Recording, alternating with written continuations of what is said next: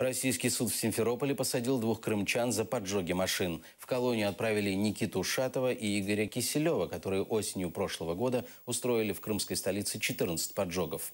По их свидетельствам, никакой цели, кроме хулиганства, они не преследовали. Ущерб нанесен почти на 5 миллионов рублей. Шатов уже возместил деньги в полном объеме, благодаря чему получил всего год. Киселев получил 4 года. Количество поджженных машин? С десяток. Примерно или точное количество? Примерно. Цель поджогов фамилии?